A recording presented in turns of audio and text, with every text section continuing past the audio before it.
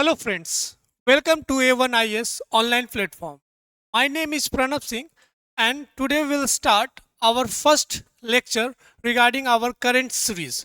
Last video में introductive video में हमने देखा था हम कैसे करंट अफेयर्स को डील्स करेंगे, कैसे कैसे हमारा मॉड्यूल्स रहेंगे और what important role of current affairs in the BPSC 70th mains. उस ध्यान में रखते हुए we have planned our important current affairs series जिसका नाम था 70 टॉपिक्स फॉर 70 बीपीएससी मेंस। आज हम पहला मॉड्यूल पढ़ेंगे polity and governance. And polity and governance में जो हमारा पहला टॉपिक होगा elections in India. Elections in India में ये सारे इंपॉर्टेंट टॉपिक्स हैं, ये 7 इंपॉर्टेंट टॉपिक्स है। दिस इज वेरी इंपॉर्टेंट इसलिए क्योंकि इससे बियॉन्ड कोई भी सवाल मेंस में नहीं जाएगा अगर आप ये 7 टॉपिक्स कर लेते, क्योंकि लास्ट 1 ईयर में हमेशा न्यूज में रहा था।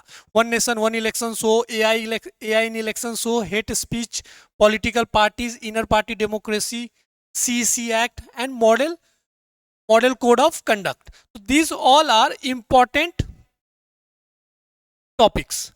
आज जो हम टॉपिक शुरू करेंगे वो है पहला वन नेशन वन इलेक्शन। अब वन नेशन वन इलेक्शन पढ़ने से पहले एक चीज आप समझिए कि पॉलिटी में जो क्वेश्चंस आते हैं मेंस में, बेसिकली स्टैटिक पार्ट में,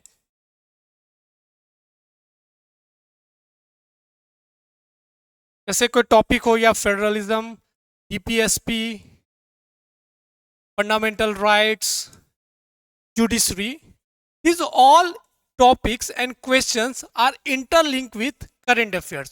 जो करंट अफेयर्स में डेवलपमेंट्स होंगे वही ये सब सवाल एक तरीके से फॉर्म करेंगे। अगर फेडरलिज्म पे कोई चर्चा चल रहा है करंट डेवलपमेंट्स में, स्टेट्स को लेकर, बिहार को लेकर और भी कोई स्टेट्स को लेकर, directive principle of state policy को लेकर कोई अगर कोई डिस्कशन चल रहे हैं करंट में, तो उससे वो सवाल आएंगे। तो करंट अफेयर्स डिसाइड कि स्टैटिक पार्ट में जो भी क्वेश्चन हो या पॉलिटी में जो भी क्वेश्चन होगा वो कैसे होंगे। तो for that reason current affairs play significant role. For that reason we start our first topic, one nation one election. अब वन नेशन वन इलेक्शन क्यों इतना इंपॉर्टेंट हो जाता है?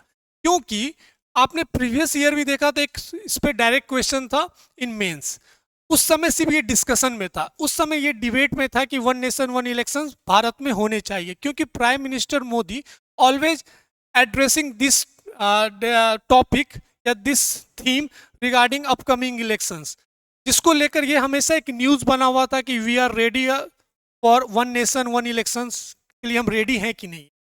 लेकिन अगर वहां से देखें एक स्टेप हम आगे बढ़ चुके हैं। क्यों? कि फॉर दैट रीजन एक वहां पे कमिटी बनाया गया जिसे बोला जाता है high level committee. High level committee recommends the government of India regarding one nation one election और साइमल्टेनियस इलेक्शन। तो वन नेशन वन इलेक्शन कोई नया आइडिया नहीं है। Previously from the beginning after the adoption of constitution from 1951 to 1967 हम इस idea पे काम कर रहे थे, और भारत में जो भी इलेक्शंस हो रहे थे वो साइमल्टेनियस इलेक्शंस ही हो रहे थे। वहां पे थोड़ा सा डिसिंक होता है क्योंकि सेंटर और स्टेट में पावर्स चेंजेस होने लगते हैं। There have lots of disturbance in centre also. Prime minister Indira Gandhi का जब एरा शुरू होता है तो वहां पे बहुत सारे आप देख सकते हैं डिवीजन ऑफ कांग्रेस इटसेल्फ, तो जिसके कारण सेंटर और स्टेट में बहुत सारे चेंजेस आए। तो from 1951 to 1967 we follow simultaneous election.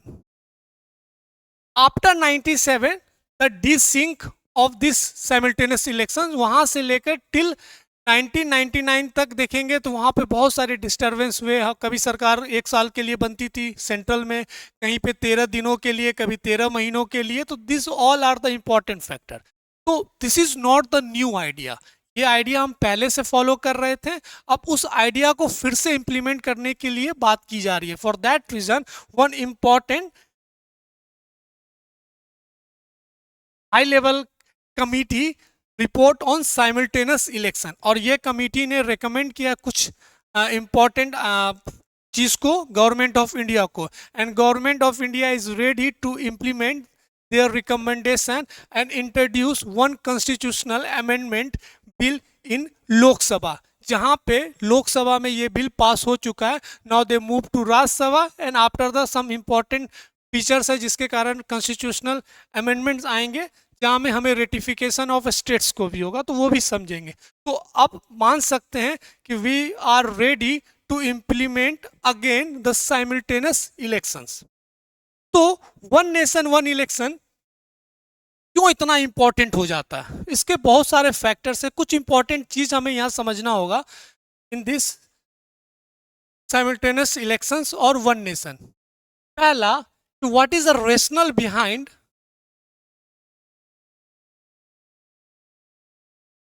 simultaneous election? What are the complexes and issues behind this? What are who are the committees and which committee recommended for this? And this high level committee under the chairmanship of ex-president Ramnath Kovind, जिनके कारण उन्होंने क्या क्या recommendations किया उसके बारे में हम पढ़ेंगे. तो पहला, इस साइमल्टेनियस इलेक्शंस का मतलब क्या होता है?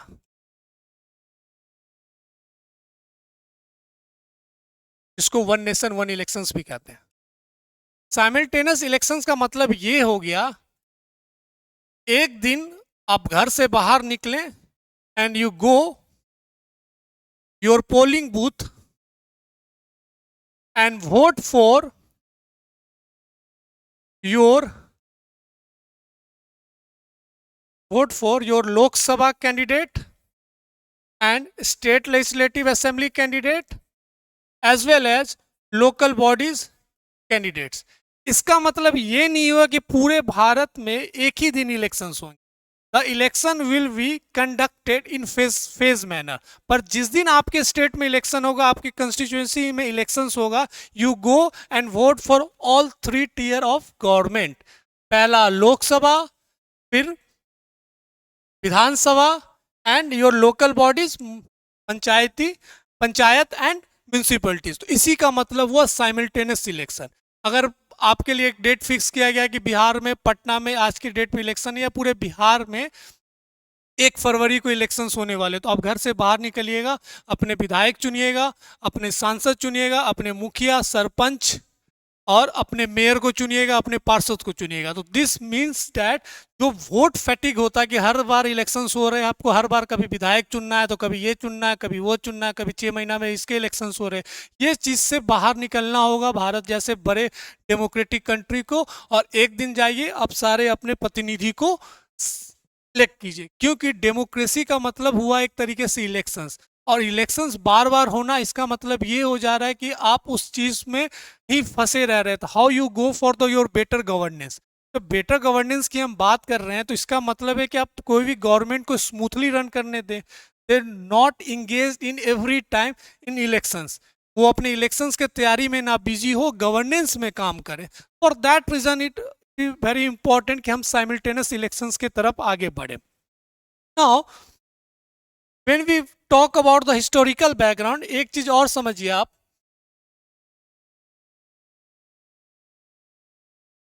हम जब हिस्टोरिकल बैकग्राउंड की बात कर रहे थे कि this is not the new idea और कंसेप्ट, ये पहले से चलते आ रहा था after the independence. And from 1951 to 1967 we follow simultaneous election.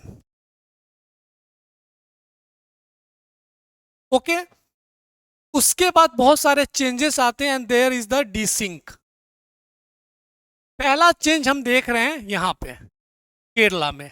अब देखिए 1951 में अक्टूबर से फरवरी में यहां पे सारे जगह पे इलेक्शंस हो गए. स्टेट्स में भी इलेक्शंस हुए एंड लोकसभा में इलेक्शंस हुए, एज वेल एज राज्यसभा के भी इलेक्शंस हुए, क्योंकि हमें we have to elect our new members regarding Lok Sabha Rajya Sabha, और वहां पे भी हमें मेंबर्स, हमें प्रेसिडेंट को भी इलेक्ट करना था, वाइस प्रेसिडेंट को करना था. तो अक्टूबर से लेकर फरवरी तक हमने सारे जन को इलेक्ट कर लिया. आफ्टर 1952 5 साल के बाद फिर इलेक्शंस हुए, 1957 में, और यहाँ पे भी देख रहे स्टेट्स में इलेक्शंस हुए एज वेल एज सेंट्रल में इलेक्शंस हुए। 1962 यहाँ पे इलेक्शंस हुए। अब केरला का नाम देख रहे हैं आप, यहाँ पे भी इलेक्शंस हुए 57 में, और 3 साल के बाद 1960 में भी केरला में इलेक्शंस हो गए। क्यों? क्योंकि 1959 में केरला में प्रेसिडेंट रूल लगा दिया गया under article 360, under article 356, under article 356 वहां पे प्रेसिडेंट रूल लगा दिया गया, जिसके कारण 1960 में वहां पे फ्रेश इलेक्शंस हुए। तो ऐसा माना जा रहा है Kerala was the first state who desync from the simultaneous elections.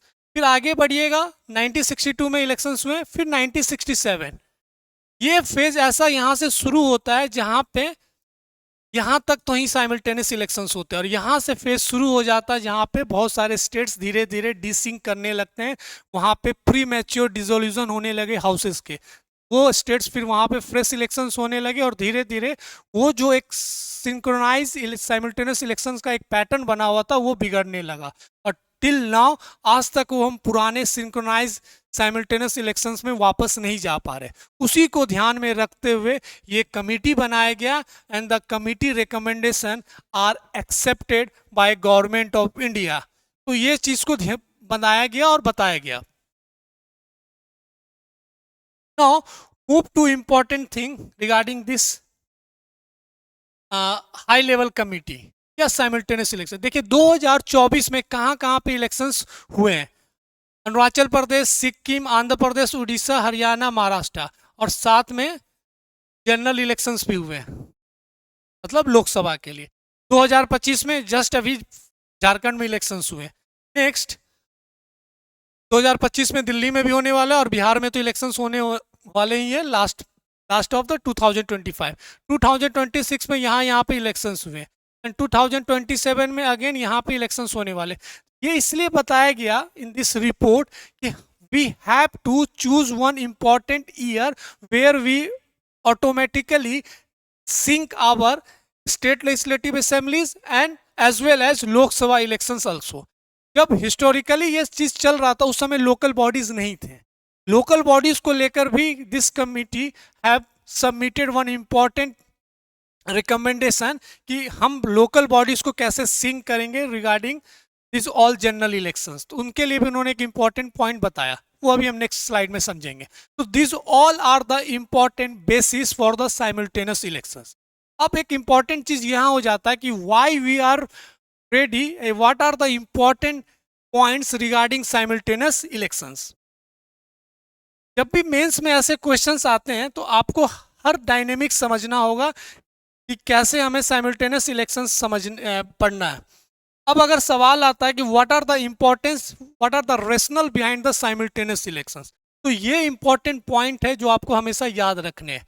Consistency in governance, prevents policy paralysis, reduce financial burden, focus on governance, enhances political opportunities. अब एक एक पॉइंट को समझेंगे and you will get all elaborate formation, all elaborate क्या कह सकते हैं इस चीज़ के बारे में जो भी आपका नोट्स रहेगा we will provide you our Telegram channel. उसके लिए आपको ज़्यादा सोचना नहीं है, we will provide all important information, notes, handwritten notes regarding this topic as well as whole current affairs series topics. तो उसके लिए नहीं, बस आप यहाँ पॉइंट समझिए, then you read, when you go through the notes आपको और भी क्रिस्टल क्लियर समझ में आ जाएगा। तो हम एक एक चीज़ पे बात करते हैं। कंसिस्टेंसी इन गवर्नेंस, आपको पता है कि बार बार इलेक्शन होने से सबसे इम्पैक्ट किस पे होता है? गवर्नेंस पे होता है। क्योंकि गवर्नेंस में इसलिए दिक्कत होता है कि आप देखे होंगे कि अगर बिहार में इलेक्शंस नवंबर 2025 को है तो सबसे दिक्कत क्या है? From the June July the all government machinery will be engaged in conducting elections. यहाँ तक के जो मिनिस्टर्स होते हैं, यहाँ तक जो सरकार होती है वो भी अब इलेक्शन में बिजी हो जाती है, क्योंकि आने वाले 5 साल उनको चुनकर आना है और काम करना। तो जो काम करने का जो नॉर्मल कॉमन पीपल के प्रॉब्लम्स होते हैं, जो गवर्नेंस का वो होता है, वो एक तरीके से हैम्पर होता है, जिसके कारण ये भी बहुत इंपॉर्टेंट है कि आप एक बार में इलेक्शंस करा दीजिए, जिसके कारण गवर्नेंस पे कोई इम्पैक्ट ना हो। तो कंसिस्टेंसी चाहिए, तो इसी के लिए हमें साइमल्टेनियस इलेक्शंस चाहिए। कंसिस्टेंसी कहाँ चाहिए? गवर्नेंस में चाहिए. तो for that reason also this is very important. Now move to the policy paralysis. अब ये पॉलिसी पैरालिसिस की बात क्यों करते हैं कि अगर कहीं पे इलेक्शंस है, बिहार में अगर 25 में इलेक्शन है, मान के चलिए नवंबर में, तो 2 महीना पहले वहां पे मॉडल कोड ऑफ कंडक्ट लग जाएगा. इन द मीन्स दैट सितंबर तक वहां पे मॉडल कोड ऑफ कंडक्ट लग जाएंगे. अब मॉडल कोड ऑफ कंडक्ट लगने के बाद जो भी पॉलिसीज हैं, जो भी डेवलपमेंट प्रोजेक्ट्स हैं, जो भी काम है, एक तरीके से रोक दिया जाता है. तो ये भी एक इम्पॉर्टेंट फैक्टर है रिगार्डिंग द साइमल्टेनियस इलेक्शंस होने चाहिए. तो एक पॉलिसी पैरालिसिस को रिमूव करने के लिए we need simultaneous elections. Now reduce financial burden. आपको पता है कि एक इलेक्शंस कराने में बहुत पैसा खर्च होता है. एक रिपोर्ट के मुताबिक इलेक्शन कमीशन ने जो रिपोर्ट सबमिट किया था इन 2019, 69,000 crore expand on general election. मतलब कोई लोकसभा का जो इलेक्शंस हुए थे, अराउंड 69,000 करोड़ रुपीज स्पेंड. तो ये भी बड़ा इंपॉर्टेंट हो जाता है कि बार बार इलेक्शंस होने पे, स्टेट हो, सेंट्रल हो, लोकल बॉडीज हो, जहाँ पे भी इलेक्शंस होते हैं या बाई इलेक्शंस हो, वहाँ पे बहुत पैसे खर्च किए जाते हैं. to improve and to reduce this financial burden, we need simultaneous election. So these all points are very important, you have to remember. And the notes, these all points are elaborated, जिसमें आपका अगर mains पे ये सवाल आता तो बहुत अच्छे से आप लिख सकते हैं. Now move to next point, focus on governance. ये भी अगेन इंपॉर्टेंट है. हम फोकस ऑन गवर्नेंस की बात क्यों कर रहे हैं? एक हम कंसिस्टेंसी ऑफ गवर्नेंस की बात कर रहे हैं, एक फोकस ऑन गवर्नेंस की बात कर रहे हैं. बार बार इलेक्शन होने से क्या दिक्कत हो रहा है? जितने भी पॉलिटिकल पार्टीज हो या गवर्नमेंट हो, वो इलेक्शंस में ही बिजी रहते हैं. उनका अभी अगर दिल्ली में इलेक्शंस होने वाला है, तो दिल्ली में इलेक्शंस है कि all political parties as well as executive members of government all are busy in doing conducting and busy engaged in election, जिसके कारण गवर्नेंस पे कोई ध्यान ही नहीं दे रहा कि कहाँ पे क्या डेवलपमेंट्स होने चाहिए, क्या वेलफेयर स्कीम्स इंप्लीमेंट होने चाहिए, कैसे हो रही है, क्या दिक्कत है, क्या फ्लॉज है, इस पे काम नहीं हो रहा. उनके लिए पहला प्रायोरिटी क्या हो गया? इलेक्शन जीतना. और ये इलेक्शन ही इतना इंपॉर्टेंट हो जाता. For that reason also simultaneous election government try, so many political parties, intellectuals try to implement these simultaneous elections. Last important one, enhances political opportunity. ये भी एक इंपॉर्टेंट रोल है. छोटे पार्टीज हो या बड़े पार्टीज हो, उनके लिए भी एक इंपॉर्टेंट मौका हो जाता है कि 5 साल आप काम कीजिए, फिर आने वाले समय में जब वोटिंग्स होंगे, इलेक्शंस होंगे, you prove yourself, you prove your agenda, you prove your motto regarding citizen, कि हम सिटीजन्स के लिए ये काम करना चाहते हैं. अगर बार बार इलेक्शंस में आप उलझे रहेंगे तो आपको अपॉर्चुनिटी नहीं मिलेगा regarding to work on the ground level. आप ग्राउंड लेवल पे दिखेंगे ही नहीं, काम ही नहीं करेंगे, क्योंकि हर 4 महीना 6 महीने बाद आपके यहाँ इलेक्शंस है, कभी बाई इलेक्शंस है, कभी जनरल इलेक्शंस है, कभी लोकल इलेक्शंस है. तो इसको भी ध्यान में रखते हुए this will help enhances political opportunities. So these all are the important points mentioned in the committee. Committee में ये सारे पॉइंट्स मेंशंस किए गए हैं कि ये कारण है जिसके कारण साइमल्टेनियस इलेक्शंस होने चाहिए भारत में. नाउ ये तो कारण हो गए जिसके कारण ये फैक्टर्स हो गए जिसको लेकर साइमल्टेनियस इलेक्शंस भारत में होने चाहिए. अगर हम इम्प्लीमेंट करते हैं तो कुछ दिक्कतें भी आएंगी इम्प्लीमेंट होने से पहले. वो दिक्कतें क्या, चैलेंजेस क्या, उसके बारे में समझते हैं.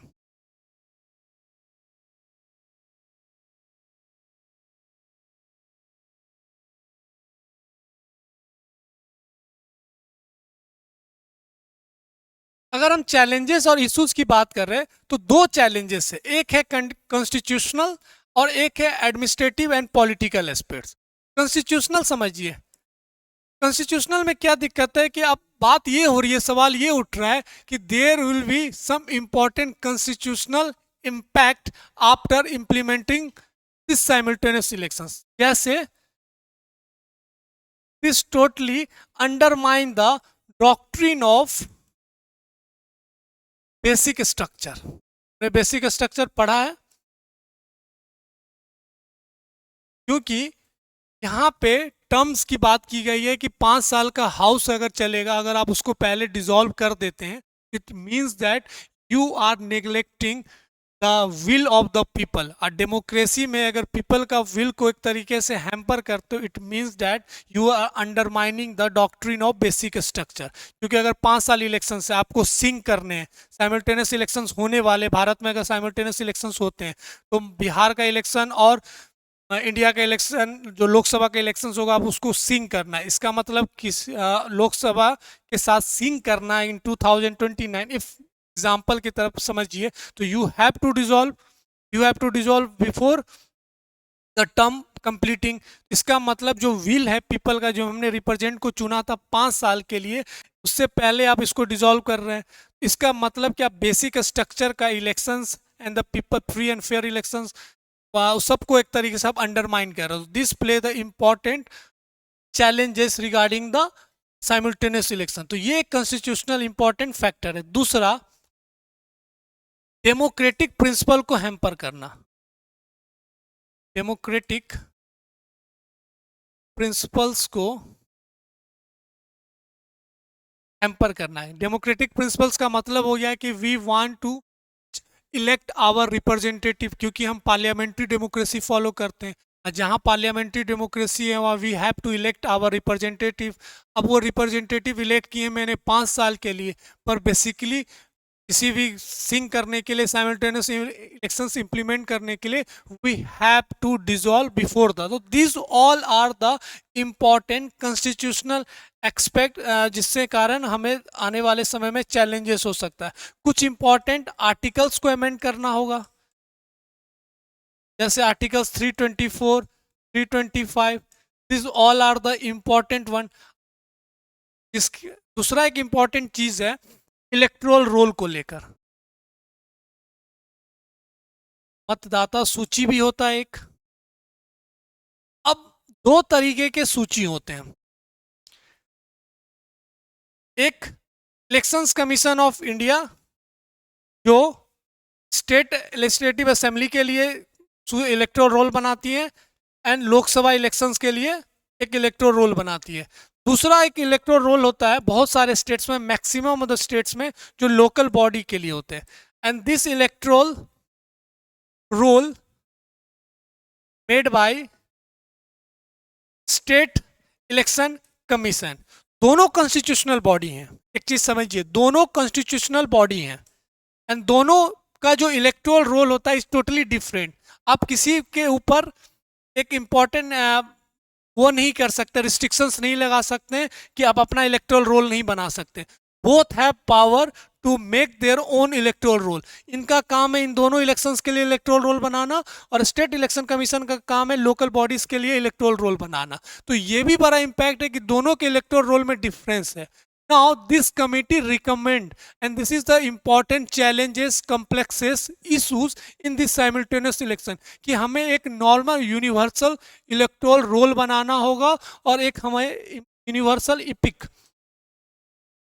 वोटो आइडेंटिटी कार्ड बनाना होगा, जो सारे elections in the simultaneous elections में इंप्लीमेंट किए जाएंगे। तो this also important constitutional expect, क्योंकि हमें इसके लिए आर्टिकल 325 को अमेंड करना होगा, और जिसके साथ रेटिफिकेशन ऑफ स्टेट्स से थ्रू भी पास करना होगा। आपको पता होगा under article 368 we amend the constitution in 3 parts. एक होता है सिंपल मेजोरिटी, एक होता है special majority, and one is special majority with ratification more than half of the states. तो ये जो रेटिफिकेशन होगा, ये जो अमेंडमेंट होगा अंडर थर्ड, रेटिफिकेशन भी चाहिए स्टेट्स के साथ और स्पेशल मेजोरिटी के साथ पास होना होगा, and we have to amend and insert article 325 A. So these all are the important challenges and complexes in this simultaneous election. Now,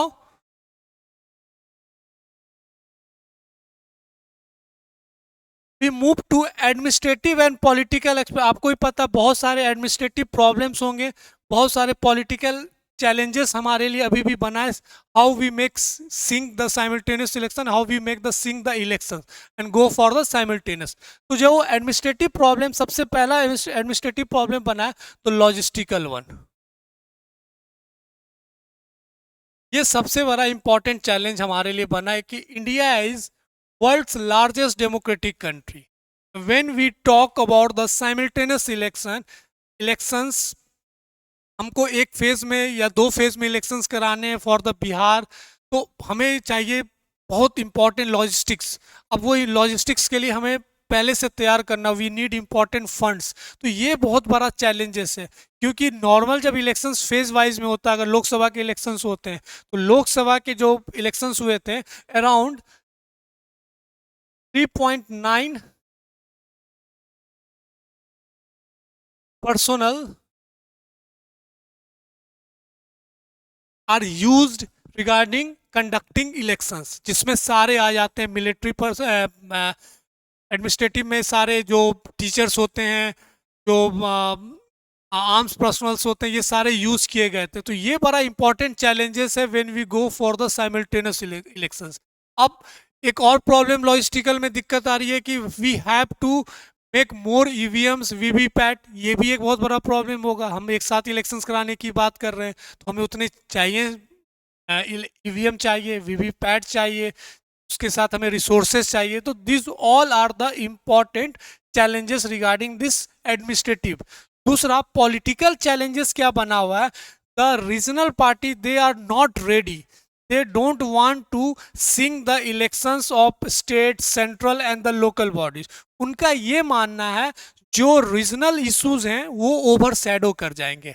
अब उस चीज को हमें समझाना होगा कि तो रीजनल प्रॉब्लम जो है, रीजनल इश्यूज हैं, उसको ओवर शैडो नहीं किया जाएगा, कि उसके भी हमें रिसोर्सेस, उसके हमें रिकमेंडेशन को समझना पड़ेगा। तो this all are the important aspect, important challenges issues regarding simultaneous election. अब इस चीज को डील करने के लिए जो हाई लेवल कमिटी ने एक रिपोर्ट जो सबमिट किया था कि how we implement this simultaneous elections, ये भी एक इंपॉर्टेंट क्वेश्चन बन सकता है। आपसे पूछेगा what are the recommendation and what is the scheme to implement simultaneous elections. तो ये भी एक सवाल बनता है, आपसे सवाल पूछा जाएगा कि what do mean by one nation one election, what are the significance and challenges regarding simultaneous election, and please overview the important recommendation by high level committee and scheme regarding simultaneous elections। तो ऐसे करके एक question frame हो सकता है regarding one nation one election. तो we will study what is the scheme, how they implement simultaneous election।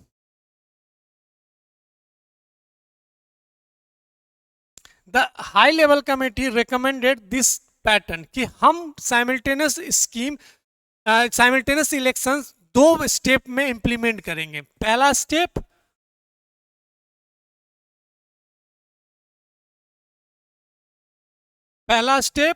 And second step. And अब इसको समझिए, पहला स्टेप में उन्होंने कहा कि simultaneous elections of house, people, state legislative assembly, उनका एक declare appointment date. For example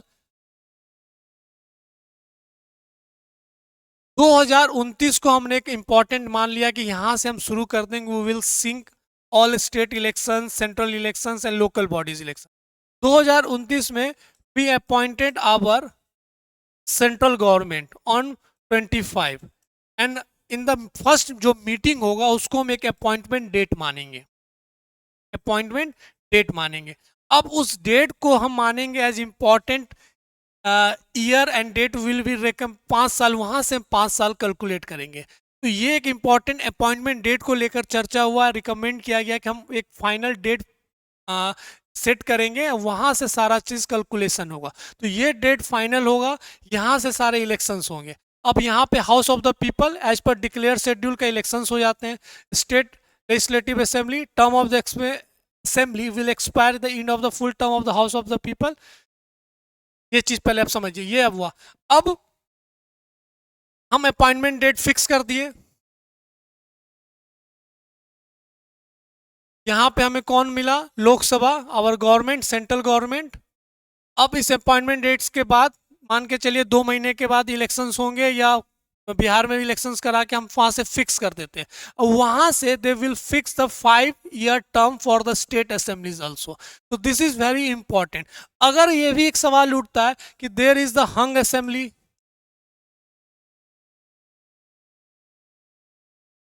और नो कॉन्फिडेंस मोशन, तब फिर क्या होगा?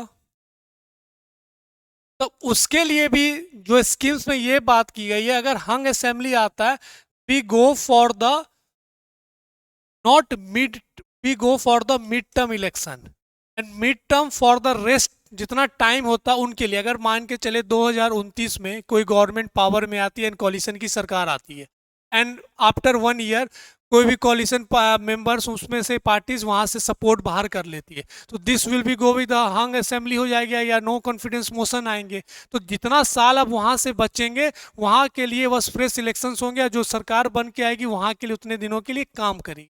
तो ये एक इंपॉर्टेंट फैक्टर, इसके लिए भी बहुत सारे इंपॉर्टेंट अमेंडमेंट्स लाने होंगे।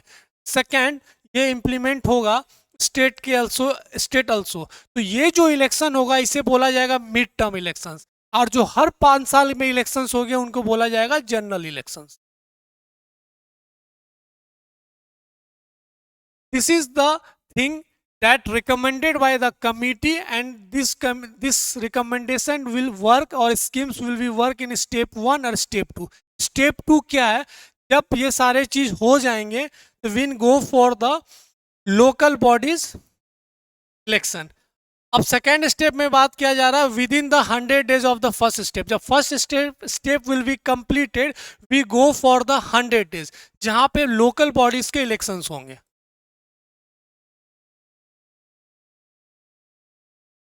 Municipalities and panchayat elections to be conducted with the house of the people and the state legislative assemblies within the 100 days after the first step। तो this is very important schemes regarding implementing simultaneous elections। तो ये schemes आपको समझ में आना चाहिए, ये schemes आपके आंसर्स में होने चाहिए when you write one nation one election। so these all are the important thing we have to understand in simultaneous election और one nation one election।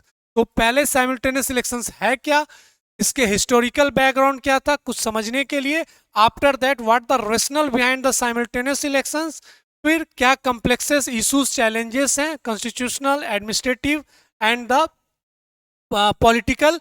Next, what is the scheme, how this simultaneous elections will be implemented जो committee ने recommend किया। तो इस पर directly सवाल जब आए तो आपको ये सारे बाउंड्रीज टच होने चाहिए। तो जब भी हम पॉलिटी एंड गवर्नेंस में करंट अफेयर्स सेक्शंस देखेंगे तो वी हैव टू को relate with the current with the historical और प्रेजेंट एस्पेक्ट्स में, और बिहार स्पेसिफिक पे क्या इम्पैक्ट हो रहा है। जब नेक्स्ट टॉपिक पढ़ेंगे electoral reforms after this class completed, जब इलेक्टोरल रिफॉर्म्स पढ़ेंगे तो उसमें बहुत सारे टॉपिक्स हैं हमें पढ़ने, जैसे model code of conduct, electoral reforms, freebies के बारे में पढ़ने। तो this all are the important topic, और ये सारे करंट एक्सपेक्ट में ध्यान रखते हुए, करंट सिनारियो को ध्यान रखते हुए हमें आगे बढ़ना, एंड बिहार को पर्टिकुलर ध्यान में रखते हुए क्योंकि बिहार में इलेक्शंस है। This type of questions will definitely and high chances to come in our BPSC 70th में।